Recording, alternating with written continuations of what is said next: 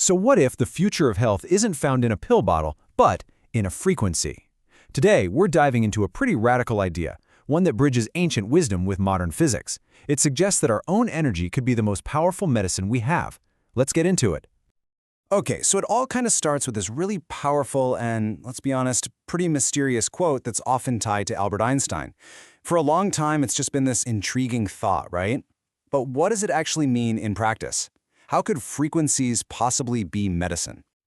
Well, for Dr. Mitchell Abrams, this stuff wasn't just theory. See, as a radiologist, he was already using energy in physics. Things like MRI and CAT scans to see inside the human body. But it was after his own open heart surgery that he realized something fundamental was missing from our Western approach to health. And that sent him on this huge journey to understand a different kind of science, the science of connection. To really get our heads around this science of connection, we've got to start by looking inward, at the fundamental physics of being human. That's right. When you get right down to the tiniest level, you are an energetic being. I mean, think about it. You've got 50 trillion cells. Those cells are made of atoms, and atoms are over 99.9% empty space, just these high-frequency vibrations of energy. We're not nearly as solid as we think we are. We're basically walking, talking bundles of vibrating energy. And look, this isn't some far-out concept. We measure this energy all the time in medicine. An EKG, that's tracking the electrical current of your heart. An EEG, that's tracking your brainwaves. And this energy goes beyond just the physical stuff. Our very thoughts and emotions are actually distinct frequencies. You can totally feel this difference, can't you? Those high-frequency emotions like love and joy, they feel light, expansive, open. And then you have the low-frequency ones like stress and fear, which feel constricted, tight, and just erratic. These aren't just feelings. They are measurable energetic states that get encoded right into the rhythm of our heart.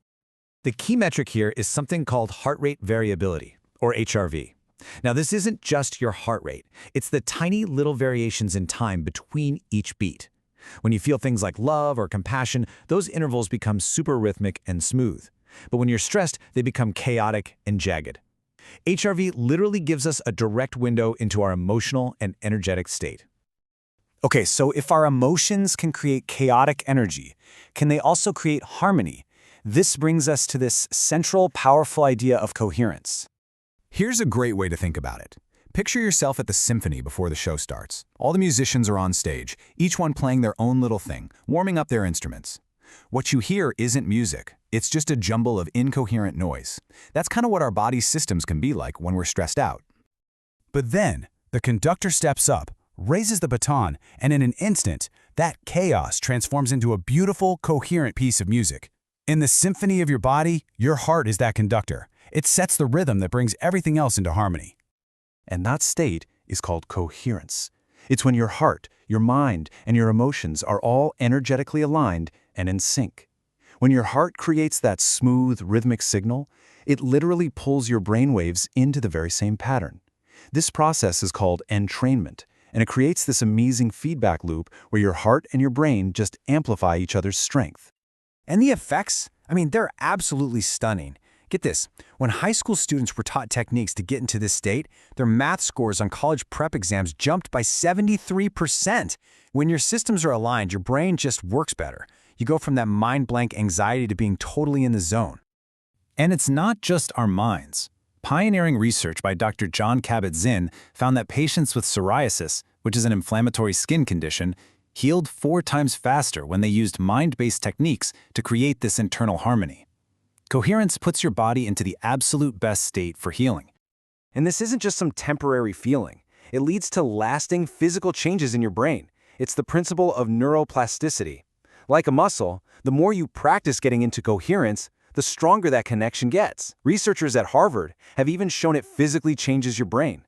The fear center, the amygdala, actually shrinks, while the frontal cortex, the part for higher thinking, gets thicker.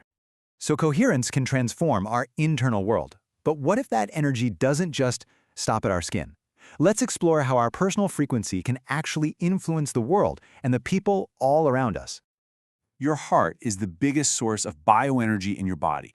And if you remember anything from physics class, anything with an electrical current also creates a magnetic field. Well, your heart generates a field that extends 3 to 4 feet out from your body in every direction. And here's the amazing part. That field can actually be detected by the people around you. And you know what? They've actually measured this. In experiments, they'll sit two people near each other, both hooked up to heart monitors. When they're asked to just sit there and cultivate a sense of compassion, something incredible happens. Their heart rhythms don't just become coherent on their own, they actually synchronize with each other. One person's coherence can literally pull another person into that same state.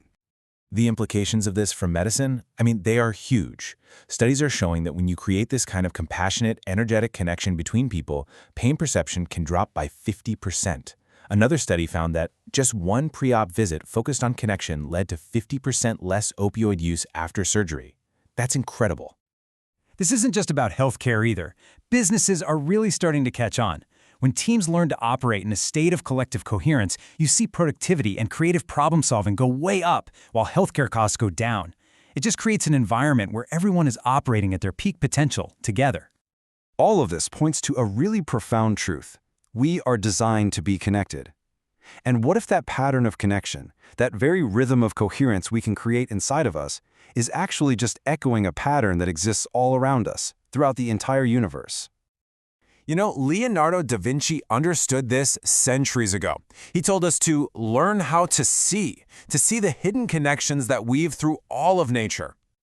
And this idea of a fundamental, harmonious rhythm is everywhere in nature. We see it in a pattern that's often called the Fibonacci sequence or the golden ratio. It shows up everywhere, from the spiraling arms of a galaxy to the way petals are arranged on a flower, and even in the double helix structure of your own DNA. It's a reminder that the harmony we're looking for inside ourselves mirrors the harmony of the entire universe. And here's maybe the most empowering part of all this. In the past, this might have all seemed a little abstract. But today, we literally have the technology right on our phones to measure our own coherence in real time. You can track your own progress, and you can start with just 5 minutes a day to consciously practice tuning in to your own true nature. So just think about that for a second. If consciously shifting your energy for just 5 minutes a day can change your biochemistry, your brain function, and your resilience, what happens when we all start doing it? What could that change, not just for you, but for the world we all share?